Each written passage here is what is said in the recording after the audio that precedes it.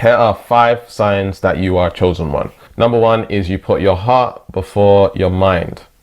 And usually you are a highly sensitive person. You're more empathic and sensitive to energy. You're leaning towards the spectrum of being kind to people, not nice, but kind. And you want the world to be a better place. All right. Maybe you're a little bit trapped in the system where you're working a 9 to 5, but you want to do something that you're passionate about. But you ultimately want to work from the heart and live a life of passion. All right.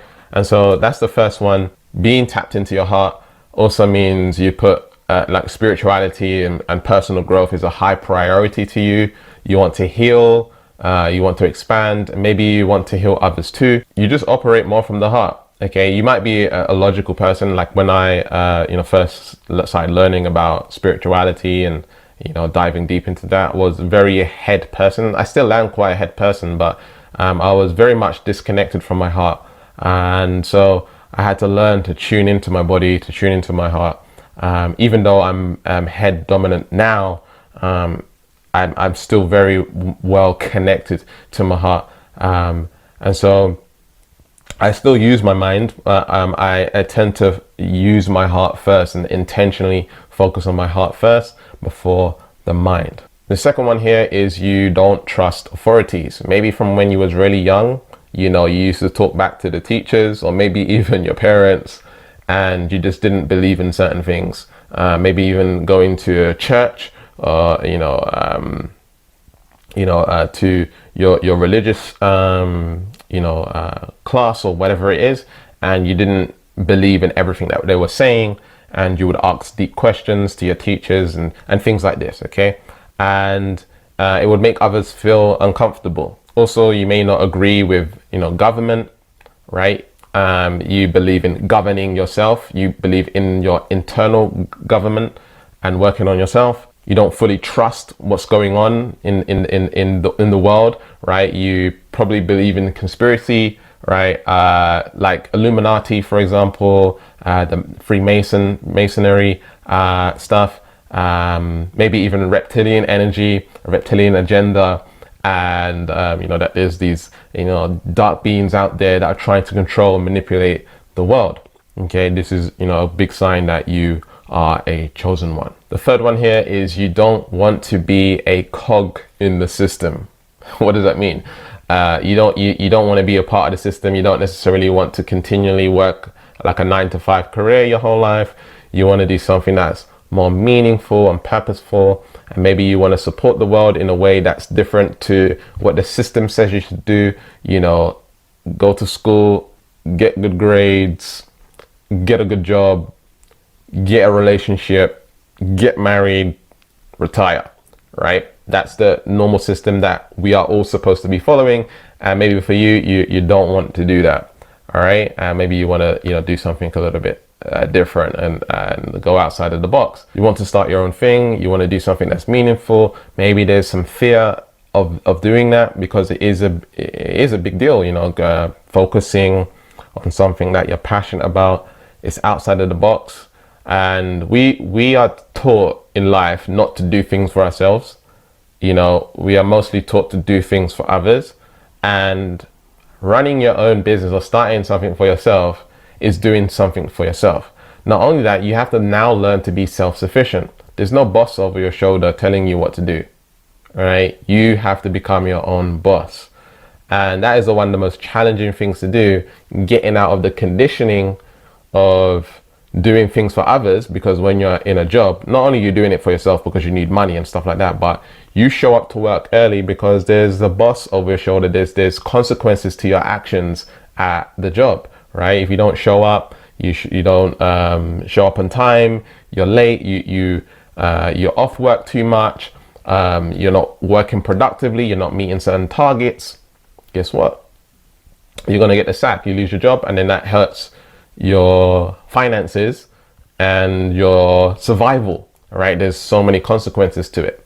When it comes to starting a business, you don't have that. You don't have the accountability to consistently take action towards what it is that you want.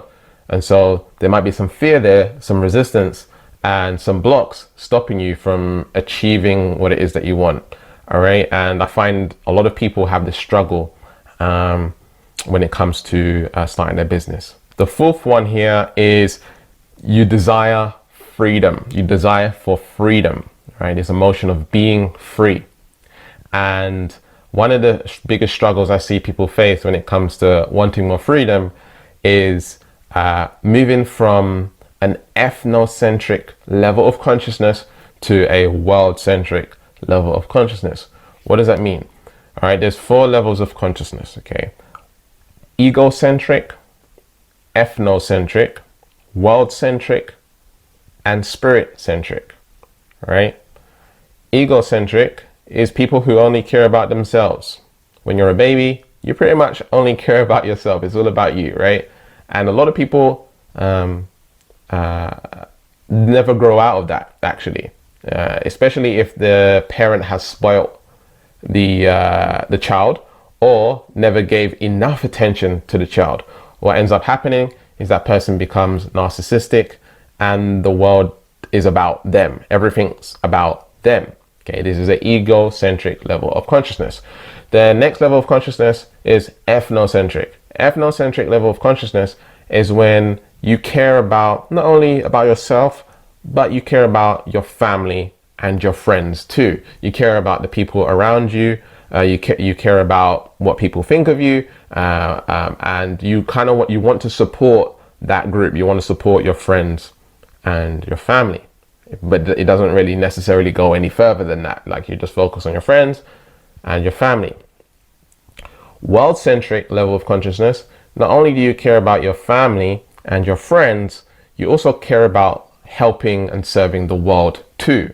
So when ethnocentric, you only care about serving and helping your family. World-centric, you care about serving and helping the world, right? And your family and your friends. The challenge is a lot of people get stuck in between ethnocentric and world-centric. I'm going to be talking about that in a sec. The last one is spirit-centric. Spirit-centric is where you now care about the world, including the animals, the environment. You care about the spiritual realm and working on that level too. Okay. And so a lot of people get stuck between ethnocentric and world-centric. Okay. Because when you're moving from ethnocentric to world-centric, you feel like you're leaving your family behind. You feel like you're leaving your friends behind. You're pursuing freedom. You're pursuing the career. You're pursuing the thing that you want to do, what you're passionate about. But there's this weird thing that happens internally, like you're leaving your tribe behind, right? Whether that's you wanting to travel to another country or somewhere else in the world, or maybe it's just leaving the nest. Maybe you're still living at home and it's leaving the nest. Maybe it's as little as, you following that job that you really want to follow because you're afraid of what your family will think of you if you follow that particular career, that particular path. You feel like you're disowning them. You feel like you're leaving them behind. You don't want to be looked at as, a bad person and things like this. Okay. But you're wanting to become more world-centric. You're wanting to do something that you're passionate about. You want to help people and things of this nature. But there's this resistance. There's a tug of war between where you want to go and where you are right now, and honoring people's emotions and what they feel about you right now, and honoring your own emotions and where you want to be. Okay. And this is one of the toughest things that I see my clients and students go through when it comes to following what they really want to follow in their lives. And until they overcome that subconscious identity and that block, they never, they'll never get to experience happiness.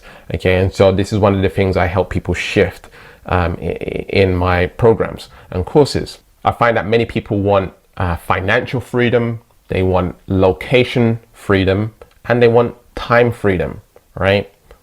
Time freedom is where you get to wake up when you want and do whatever you want to do, and work on what you're passionate about. Okay. Financial freedom is the obvious one, where you're making money and you're free of worrying about money. All right. Location freedom is where you can work wherever you want in the world and still make income. All right. And I find that a lot of people want that. They want to experience life. They want to travel the world. They want to experience more freedom. And so that's a big sign that you are a chosen one. If you want to be free of the system, free of following rules, maybe you're a bit of a rebel, so to speak, and you don't want to do what everyone else is doing, but at the same time, there's these uncomfortable feelings about what people will think of you. That's different. Nobody's ever done that before in your family before. No one's ever pursued that career. No one's ever done this. No one's ever run the business before, and so it creates internal resistance. The last one here, number 5, is you have a special gift, known or unknown. All right. And so you may know you have like some sort of healing modality or some sort of special gift, like speaking or giving advice or teaching people. You feel like you have a special gift, right? Or a psychic ability or something like this. Or maybe you have something within you, but it's buried deep inside of you. Like it's an unknown gift. There's things to be unlocked within yourself. All right. There's a power, there's an innate power within you, but you're unable to find out what that is and how to release it, how to make it come about. All right. So whether you acknowledge the gift, you already know you have a gift, or the gift is unknown, this is a huge sign that you are a chosen one. And it's about developing and going in and finding out what those gifts are and having no fear on sharing that with the world. All right. We are here to do something divine and powerful, especially if you have a gift like that. And, for me, I see it as like a superhero, superpower kind of thing. And my special gifts, I have psychic ability, clairvoyant, clairsentient, clairaudient, claircognizant, and I'm able to tap into people's energy. I'm able to read their energy. I'm able to find out what's blocking them. I'm able to help them reprogram and alchemize their energy to be aligned with what they want to manifest into their lives and really create their dream lives through internal shifting and healing. And you're more than welcome to get my free energy reading. The link will be in the description where you can go ahead and get that, along with the manifestation diagnosis session. You can go to alchemyenergyreading.com and register, and then we'll see if you qualify for the energy reading and manifestation diagnosis session. Check out my previous video on the 3 signs that trauma is actually blocking your manifestation, blocking the reality that you want to manifest for yourself. And check out my 3-part series on raising your vibration and how to raise your vibration properly. And remember to keep learning, keep growing, keep expanding, and I'll speak to you soon. Peace.